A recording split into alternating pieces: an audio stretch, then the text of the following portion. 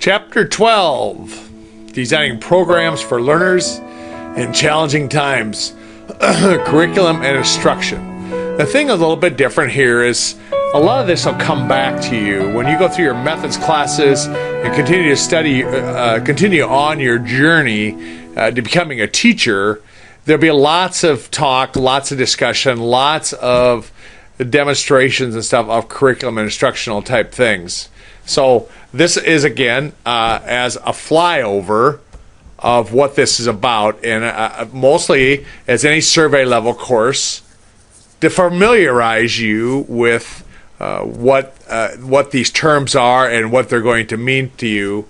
So when they reappear later in your studies, you've at least had a look at them before. Let's do this and find out what we're going to talk about. Here's the outline. First, what is the curriculum and how does it develop? And it's really does a pretty nice job of talking about the influences on curriculum. And it's very, I don't want to use the word controversial. It's highly debated curriculum. And I'll try to do my best to walk you through that. And then this on actual instruction. And again, as a flyover, different types of objectives, different types of instruction, and they do a pretty nice job on that. And then this, a little bit more ambiguous, but nonetheless will be your challenge as our future teacher, matching instruction to learners' needs. In other words, making the first two things come together. Right? So let's have a look. This is really interesting. You can read this very, very biased in one way. Does not, as usual in this textbook, does not present two sides equally. Nonetheless, it's makes enjoyable reading.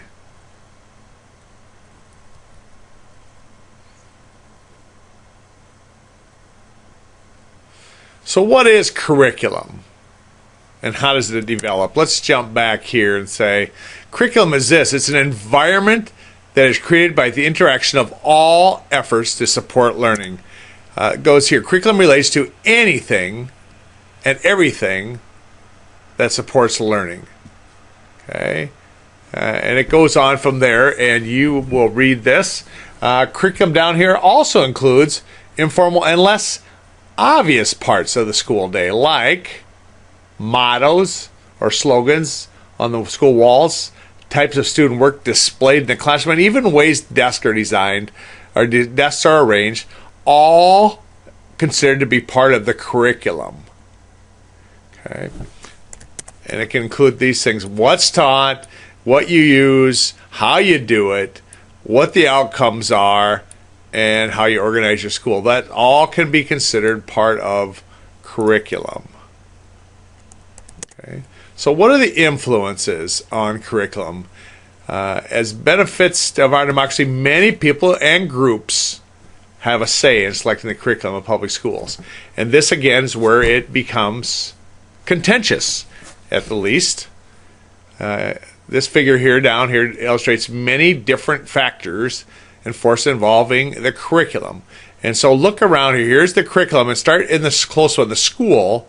Values, beliefs, the culture, teacher's role, the learner's social status, teacher's role with the staff, all these things. And this next level around here is students' personal and academic background, their needs, interests, resources, local test results, and then the big wide one here, get a little of this, like mass media, political climate, court decisions.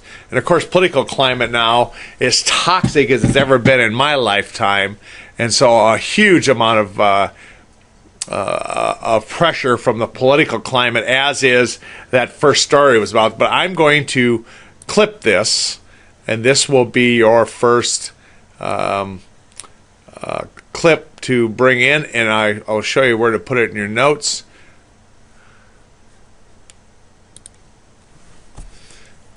Dump this first.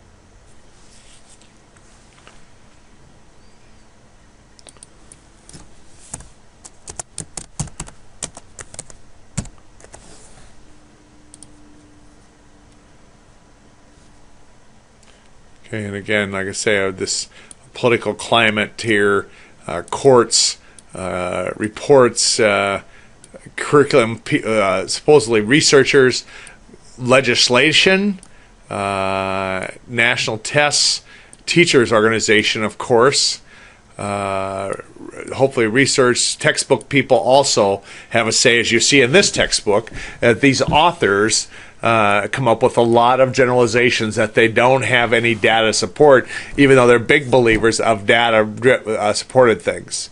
And then, of course, religious beliefs or lack of religious belief. So quite a thing here on these influences here. And so first of all, what are these large-scale influences?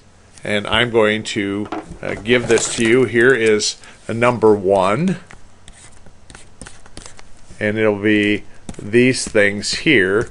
And at the bottom here is where I want you to put figure 12.1 under all those influences. But I want you to come up with something for each of these, like what is some of these large-scale influences on the curriculum? What are these interest groups that come here? The school improvement process, what is that? And then what about these community influences at the district level? You look through this and see what those are. Curriculum influences are ELL populations, creates demand for teachers to speak native languages. The overall result is that the curriculum in the classroom needs to be adjusted in response to those influences. And then the school influences on the curriculum summarizes this.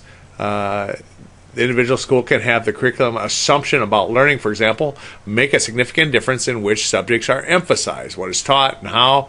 For example, the teachers in a particular school truly believe that all students can learn, then the curriculum is organized and delivered in that way. Okay, so you will get to deal with those, and that is number 1.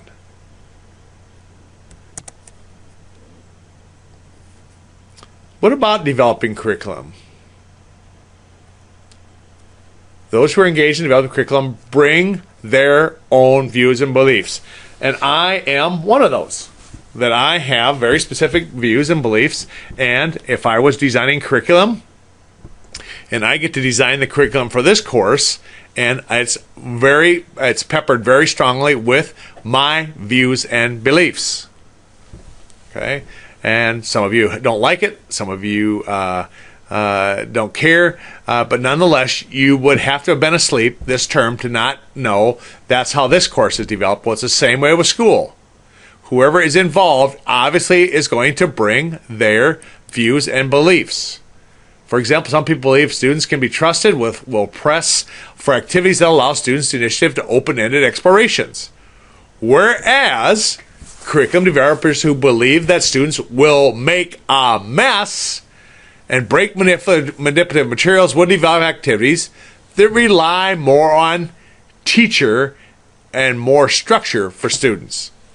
Now again, I don't have to tell you that, you know that. If you have a certain belief that students can be trusted, you give them the stuff and let them do what they do. If you're afraid they'll make a mess, you structure it a lot more. Okay, but this is what it comes down to here. What should be taught? Who should decide how will it be taught? This is the most contentious part of curriculum. What should be taught? And the thing that's bigger, this is the thing you'll still be debating when you're my age and you've been in the business 30-some years. Who should decide what should be taught? And then we also have a lot of room to debate about how it will be taught. Number 2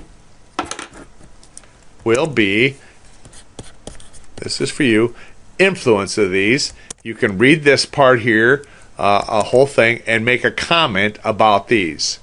What should be taught, who should decide, and how will it be taught? You get to comment, state your opinion, state your thoughts, but base it on something you read here. but you get a say here. And I'm telling you, you'll be debating this 30 years from now based on these things here. And you're starting out now, you probably don't have a lot of opinion on this, but you'll grow one as time goes on. You're involved in our schools. Steps in this curriculum process.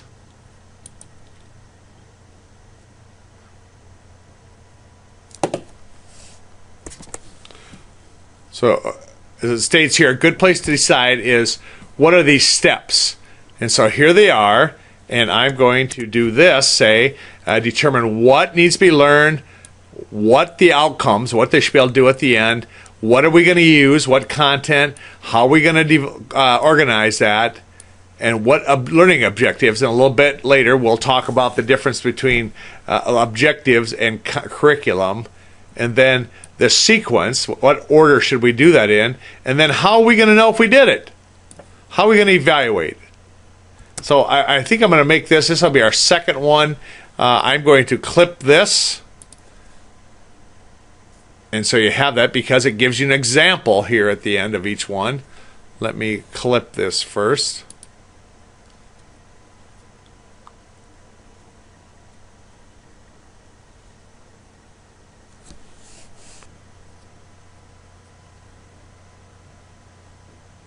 So here's the steps, and then it gives you a little example of each. And here's where I want you to bring those in. Right here at the bottom, put that here. 12.1, that table. Okay. And then let's move on here. Those basic steps.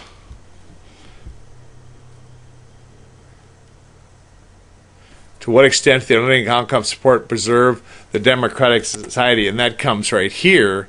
Must answer question evaluating. Again, this is what is contentious. This is what we debate about. This is what makes people uncomfortable. To what extent should learning outcomes support preserving a democratic society? And which outcomes are important for the individual self-worth? Did you know that that was part of it? Is the curriculum biased? And these authors cannot have something that doesn't involve this in some way against certain individuals or groups. And will the curriculum be available to all? Or is it too expensive, too hard to teach? Or does it have components that are inaccessible to some? And is it built around the essential center of the discipline, or is it composed of peripheral and isolated items? Now that one is kind of like this, blah, blah, blah, blah. But can I whine about this one a little bit? Will the curriculum be available to all, or is it too expensive, too hard to teach, or does it have components that are inaccessible to some?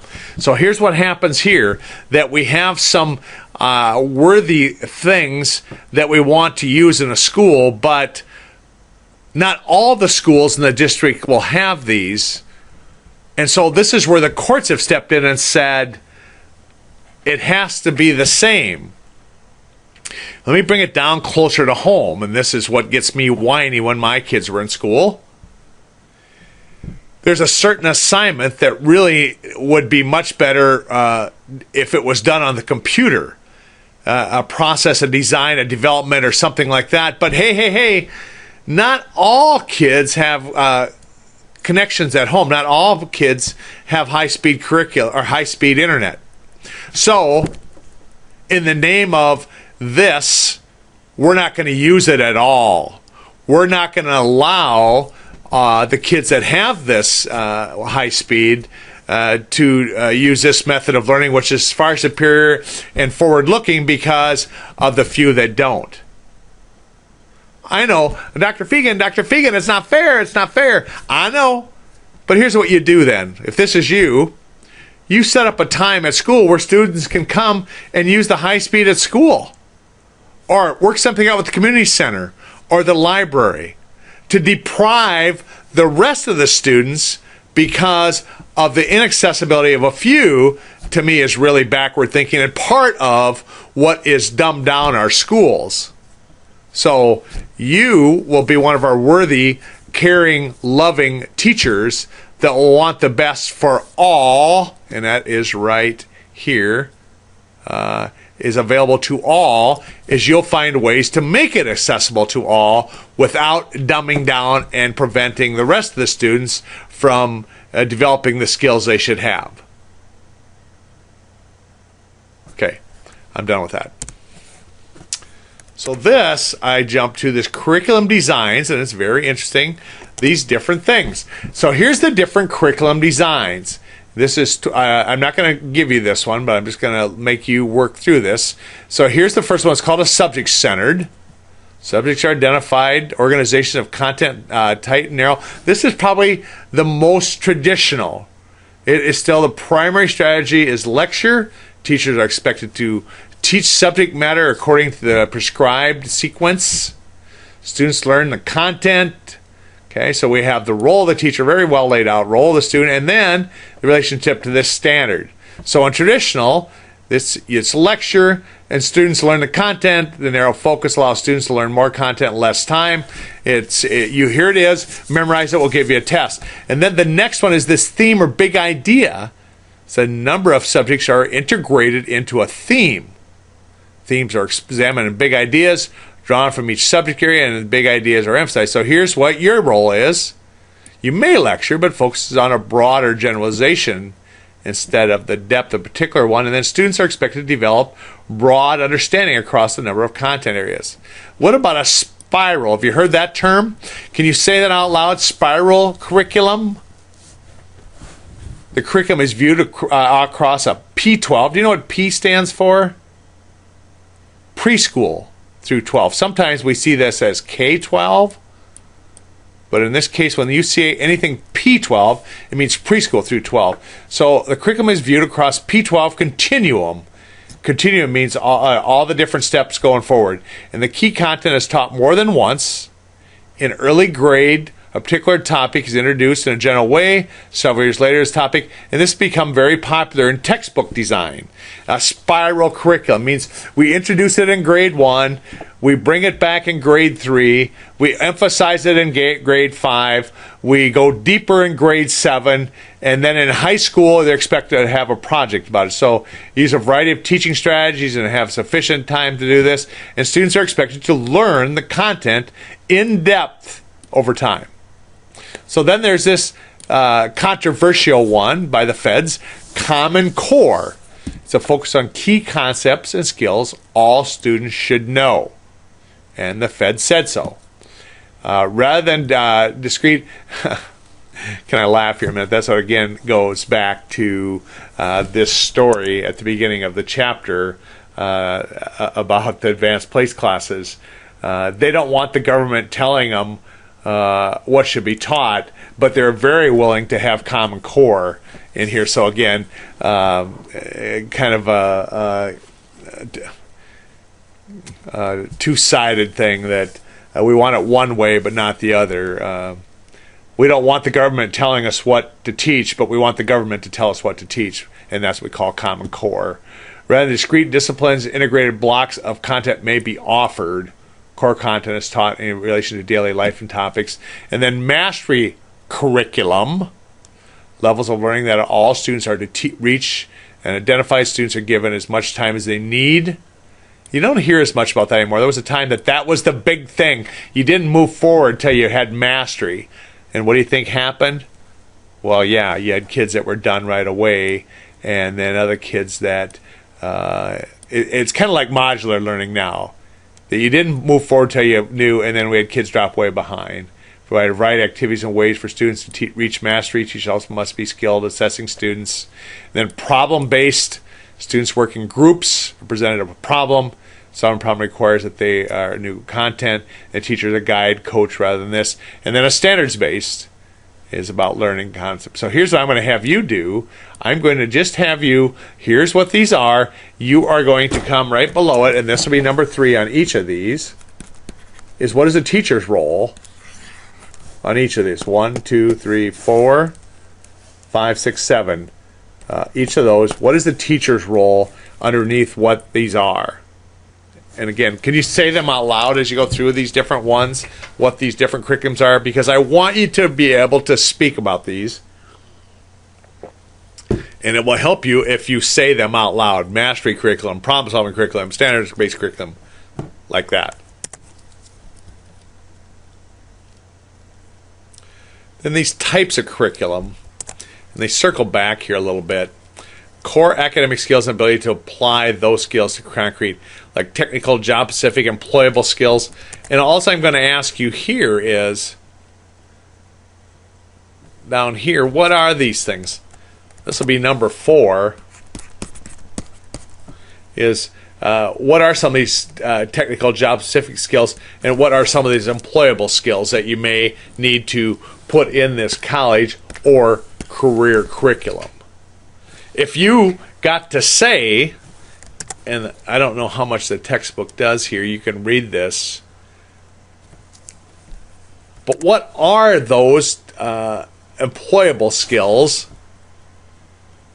Here, I'll give you one that I started with. You know, I ran a jobs program for 6 years in a former life for kids.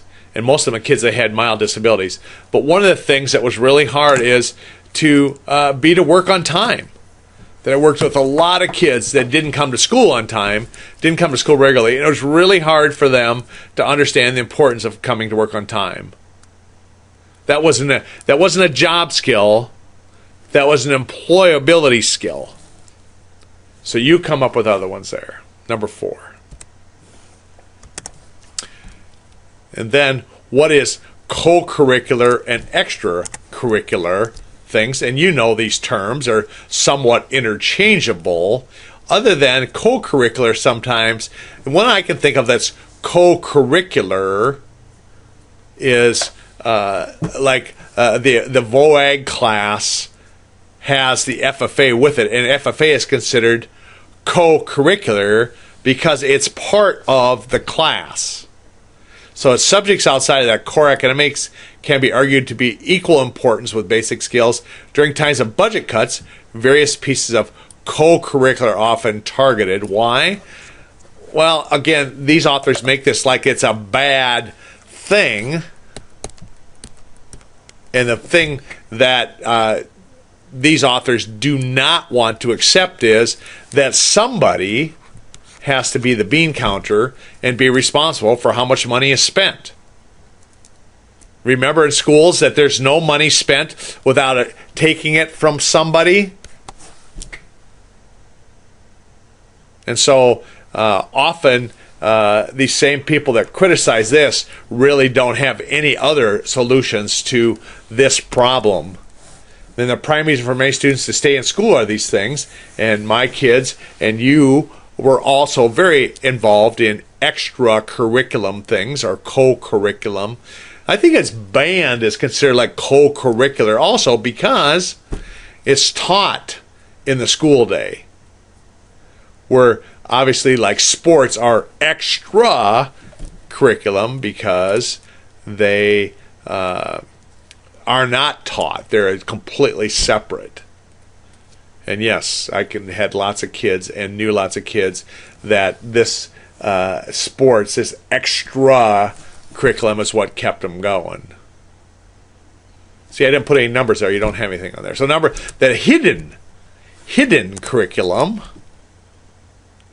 is here, and here's what about the hidden experience through messages that are sent to students can be detected through examining the meaning behind the rules of the classroom and school. May note what is celebrated, what is deemed important, what is rewarded, punished, ignored. So now you get one. This will be number 5, I believe. Tell me something that you thought was hidden curriculum in your school based on this. What was celebrated, what's deemed important, what is rewarded, what's punished, what's ignored. Okay, I'll give you one, but it's going to take, a lot of you are going to say this one. Here's one that is a hidden curriculum thing. the hidden curriculum often can be the most important thing is a very high grade point. And if you are not subservient enough, if you are not obedient enough to have high grades, you are not seen as worthy as those that are and do those things. And I'll give you an example. My son had a friend who got a very high ACT, and I think it was 34, and yet his grade point stunk. He didn't see the importance. He didn't work hard. He wasn't a very good attender, but he was brilliant. He was what I would call one of the smarter kids in school, and he was not celebrated because he didn't do the traditional things that we celebrate in school. So that was a hidden curriculum that we really didn't value the smartest kids. We valued the best grades. Done with that.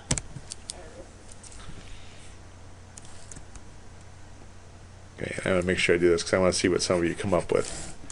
Okay, let's look at these curriculum resources like standards and assessments and textbooks and curriculum guides. Okay, so here is the drive, the focus for learning outcomes, and here is number 6 is what is the Common Core standards, and that was back here. And then assessments, that understanding what is on high-stakes tests, important to a teacher for 2 reasons. Your student will be highly motivated to learn what will be on the test, and you will quickly discover that for your grade level or subject, some critical topics are not yet covered in high-stakes tests. So that is part of that. And a student doesn't really get motivated at this until they get to those gatekeeper ones like an ACT or SAT, but some will get very excited about matching those Common Core for you. Those are your obedient ones. You need them. Then textbooks have information about the curriculum and commercial published. And that's what's really interesting is this whole thing of curriculum, much of it is turned over to textbook companies. And so we often adopt and adapt curriculum based on what the textbook publishers come up with. And same with curriculum guides and course syllabi, they're often directly linked to the textbook that draw that connection between what is taught at each grade level and the expectations for learning, just as syllabi are here at the university level. Then curriculum frameworks, what are those? Developed to provide a cohesive, I like that term, structure that encompasses the knowledge and skill, standards and assessments. And then there's packages. Curriculum frameworks and packages offer their own materials to deliver curriculum and place the materials into a total package.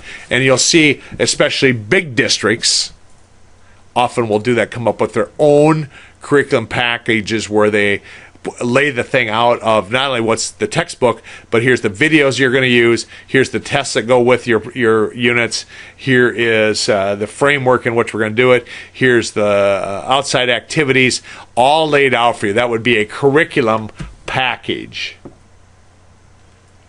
Okay, let me go back and look at what the textbook says about these things. Guides and syllabi, frameworks, and then these packages. Then what about this selection of this? This is where it gets really, again, I keep overusing the word contentious, but much debate about it is selecting. Well, first of all, the state has a role of setting the standards and choosing the curriculum material. So we say local, but often the state may choose those things. So that, and then you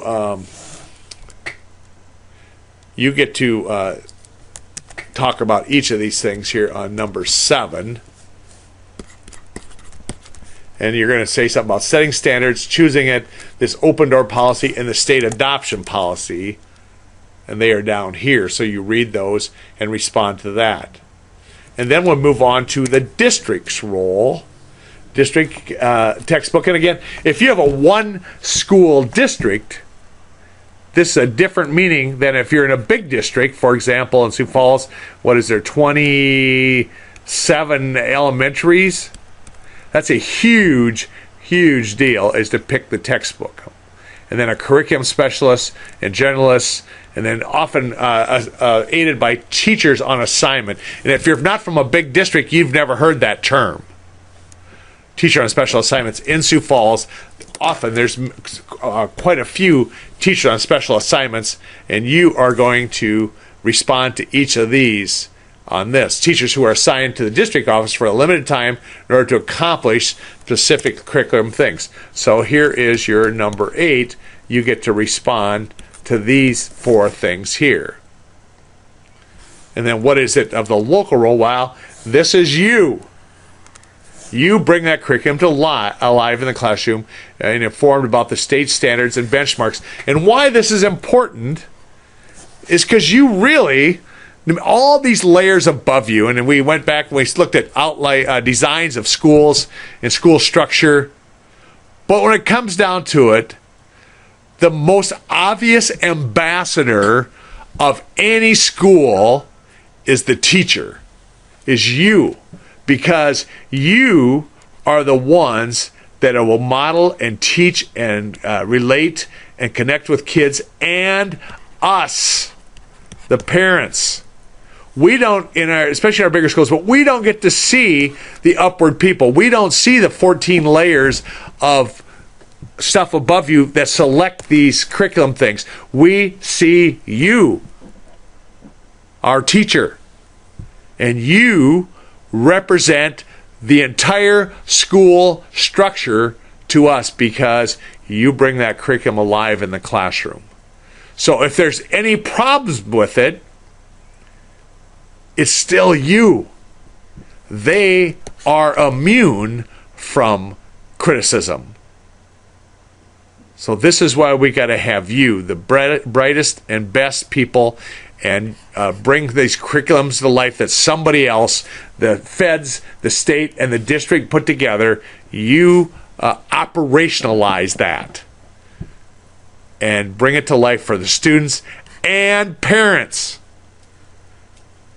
Nobody else is saying that. And parents. So you got to be informed about standards and benchmarks, those types of things. And you got to keep this curriculum current by engaging in the following. Regularly examine the student performance on assessments, collaborate and meet other teachers in your grade level, provide summaries, participate in school improvement projects. Let me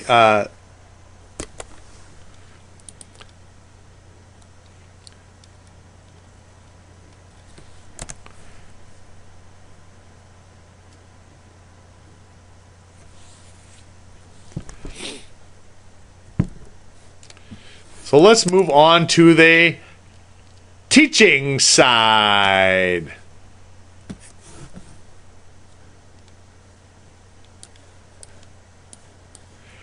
Once curriculum has been designed, teachers are responsible for bringing it to life in the classroom. Instruction begins with what students need to learn. And so that's that diagnostic. What do I teach if I don't know what they know? And teachers need to think about student learning in relation to outcome. And we said that's what's different. It used to be inputs. Now it's outputs. What students have learned way outweighs what you have taught. And based on expectation for learning and the characteristics and interests of students, and strategies are selected. And that's you. For the most part, you do have control over this. Let me take you back here. Of objectives, instructional objectives for student learning. Objectives are this: statements of learning outcomes for a lesson for several weeks of lessons. So what is the outcome, an objective? What should they know when we're done with this? Okay, so let's look like this. Here would be emphasis on teacher thinking. Which one would be first? First of all, input. Teacher plans a schedule. Organize the material, and what we expect, students are able to speak, write, demonstrate, construct, assess, synthesize, collaborate. Let me give you this also. because it's kind of handy what the difference is between inputs and outputs. This is called figure 12.2.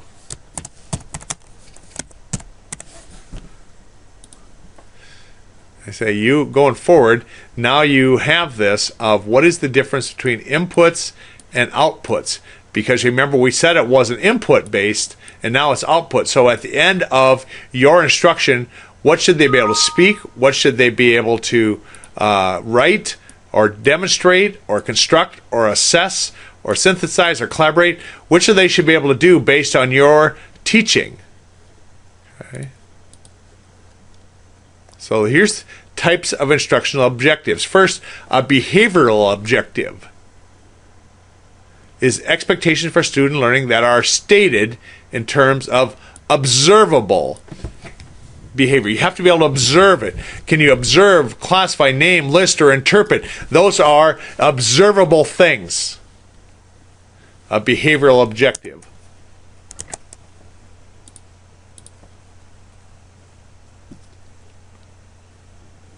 Stand by students written as output statements.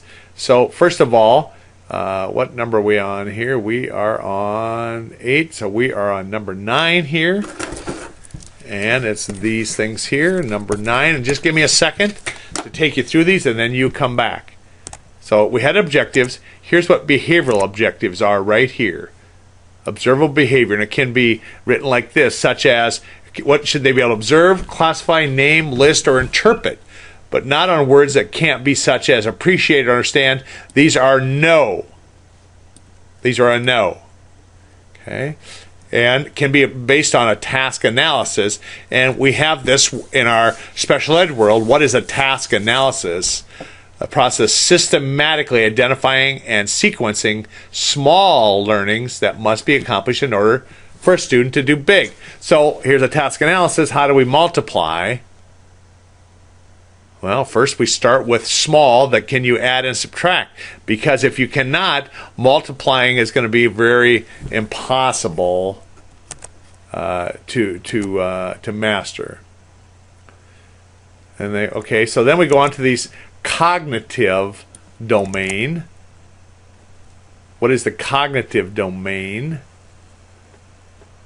Is the lead author of this book. He and his co-authors help a type.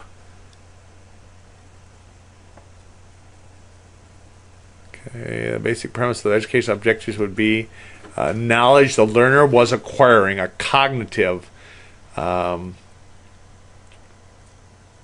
It's cognitive based on Bloom's taxonomy. Have you heard that term? Surely you heard that in psychology. Okay, to remember, to understand, to apply, to analyze, to evaluate. I'm going to give you this one also because it's pretty cool.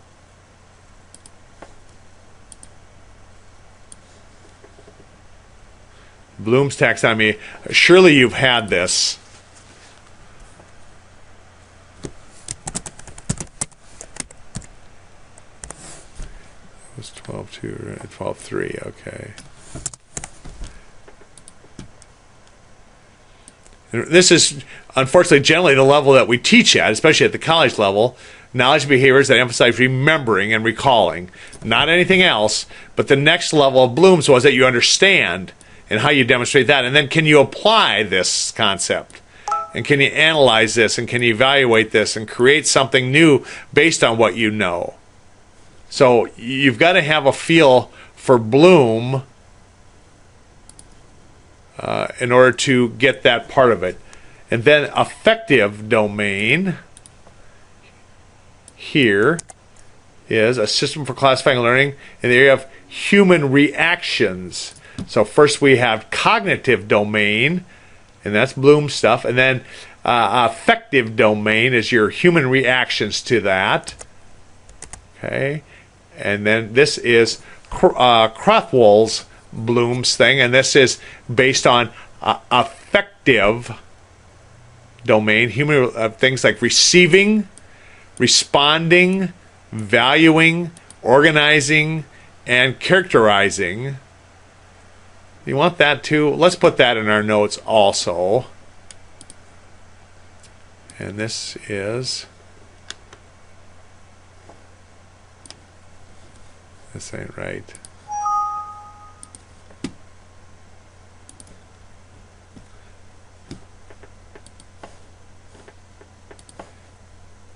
Ch12L's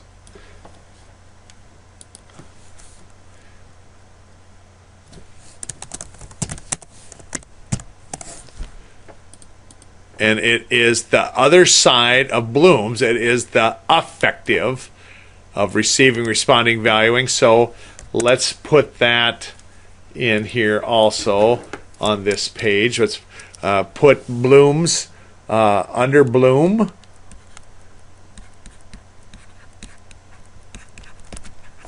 And affective, put the Ch12L's table 12.4 right under there. Okay. And then psychomotor, and that word psycho will make you a little nervous. It should. Psychomotor is what can you physically do because of my teaching? And some examples of that of here is what kinds of things would you teach or do where you'd expect a psychomotor outcome. Okay. Then teaching strategies, and this is where rubber really starts to meet the road. Like direct instruction provides clear and brief information. Clear, precise information about a specific topic, concept, or skill. And about that. And then there's active learning time, and this is you, number 10 here. And then indirect instruction, more actively engaged. And then guided, required investigation and inquiry, problem-solving approach. And then problem-based learning, where you work in groups. And then these self-regulated strategies.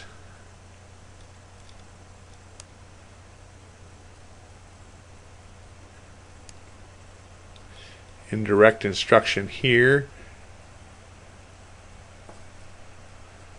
This is for indirect. Here's your guided, discovery, inquiry.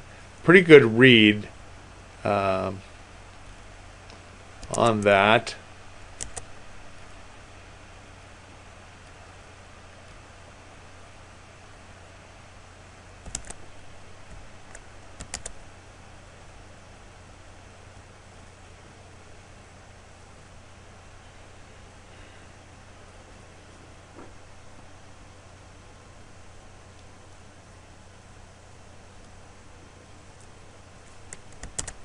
And then here's self-regulated strategies here of cognitive learning strategies, negative. That is right here, and so this will be number 11. Let me back up. This increased emphasis on STEM, and they kind of just stuck that in there. That's not really well placed here. Instruction and curriculum content focused on developing science, technology, engineering, and math, and lots of buzz on here, but not really well placed. But let me give you this to see what we can come up with here. Again, should we abolish homework? And much debate now about homework. Don't respond to this until you have read both yes and no here. And I'm going to put this here. Got a little red line that's no good.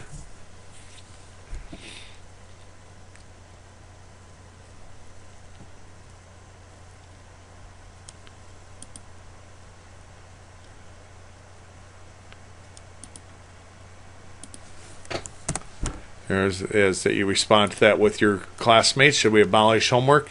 And it's based on this. Okay.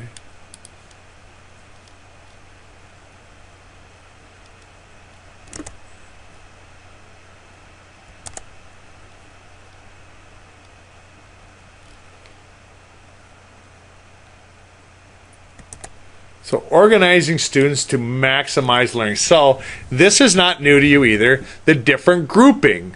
The homogeneous group is students who are alike in terms of their ability or to learn or interests. Now, how would you group students by interest? Well, one way we do it is who's interested in shop? What would you take if you were interested in shop? Oh, shop class? So that would be a homogeneous group based on interest. And then there's heterogeneous grouping with different levels of achievement and different abilities. And that is supposedly what our classrooms are, or heterogeneous, meaning we used to have this term in administrative school, random assignment. We randomly assigned students to different teams and different grades. And when does that matter? Well, let's just say you're in a school that has 5 sections of each, say, for example, elementary has 5 or 6 sections. How should we assign the students to those 5 or 6 sections of 3rd grade? Should it be by homogeneous or heterogeneous or cooperative? Well, political correctness says heterogeneously, that you would randomly, and we had software that did that, you hit the button and it randomly assigned them based on a set of criteria. So that every teacher of those 6 sections got some smart kids, some medium kids, some slow kids, some fat kids, some skinny kids, some mean kids, some nice kids. There should be a random assignment. Did it happen that way? Okay, let's say it did. All right, and then homogeneous was what we did. We're not, probably don't do it anymore, but when I was in school, by reading, we always had at least 3 reading groups when I was in 2nd grade. Only we didn't call them the good readers, the medium readers, and the poor readers. They were the blackbirds, bluebirds, redbirds, or something like that. We all knew what it meant, but it saved face for the teacher to have those names for us. And we have lots of debate now whether that should be because of grouping. And then cooperative is students in a way that provides specific roles of this. So here's homogeneous and heterogeneous.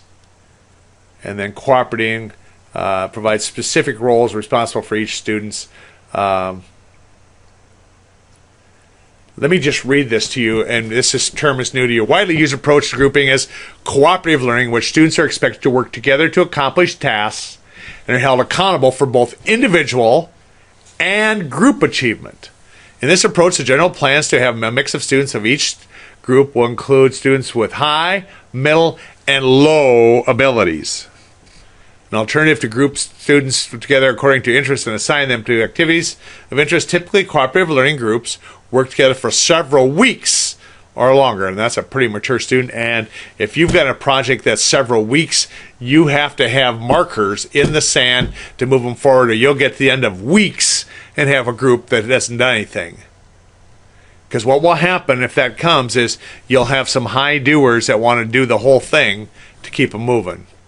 Each group member has an assigned role, and that's the part that we don't talk about enough, including a group leader, a monitor, a resource manager, a recorder, a reporter. In this way, leadership and take responsibility are shared. Extensive research has been done on this approach of grouping. Some of the outcomes are improvement in understanding of content development and support using acceptable social skills, opportunities in student making, and encouragement.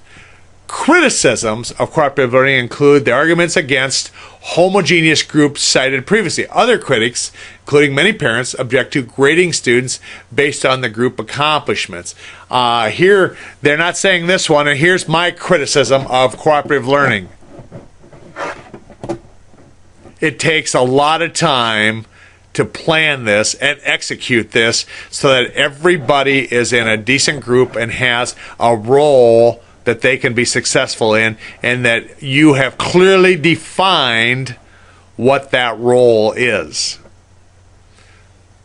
So when I was first started teaching, this was new, and it was the craze back then, and that's what I quickly found. It took immense amounts of time to plan it properly.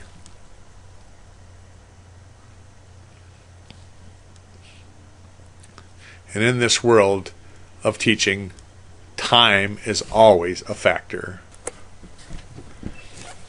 So here, the use of technology, and of course this is big, especially at DSU, these different parts, software tools and drill and practice technology, tutorial, simulation and virtual reality is really a new and upcoming thing. And then this, most schools have this now, interactive whiteboard technology. You'll get to say something about that.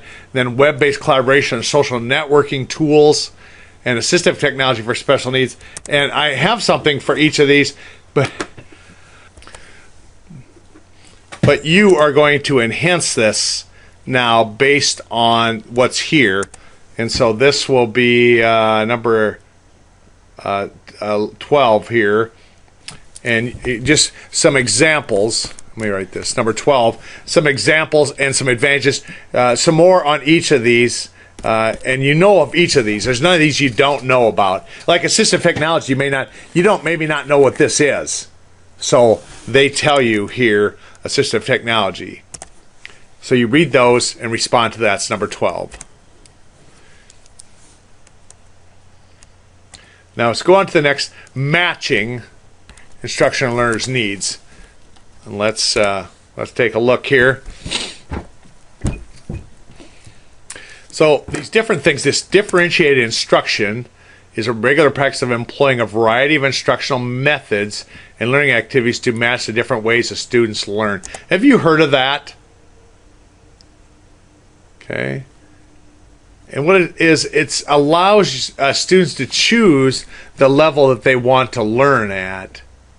It's really supposedly kind of an equalizer in the classroom. Okay, so that's what that is. It's intended to accommodate different levels of learning that students require to include, like differentiation based on their ability or prior experiences, based on learning styles, based on conceptual misconceptions, and that that doesn't do justice here. So I'm going to add this one here so that you come up with this, especially on these. This will be number 13. Bring this from here, what each of those means, so that you can speak intelligently about differentiated instruction. And please say that term out loud so that it gets in your vocabulary. All right. And then this is interesting about matching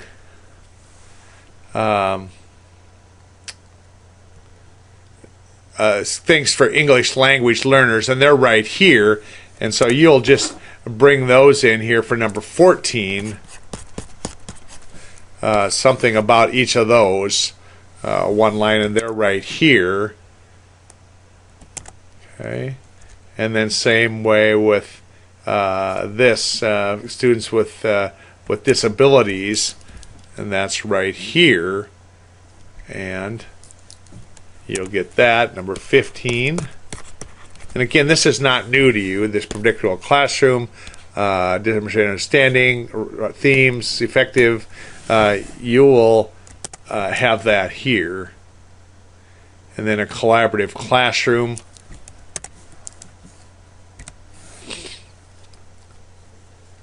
Dispositions.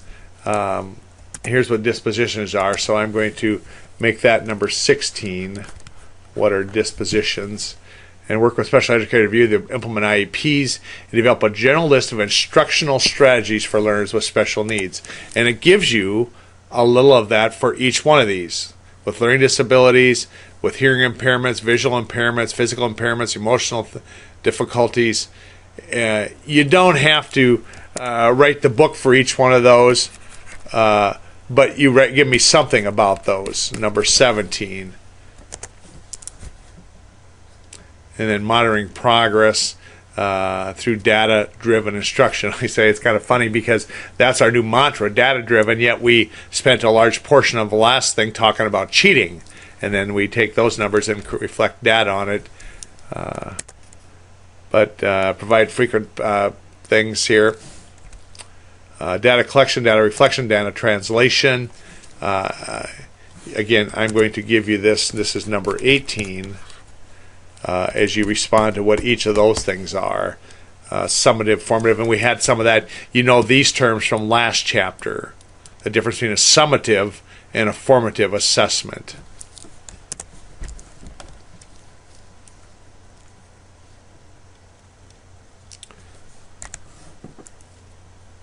And now you got it. Chapter 12.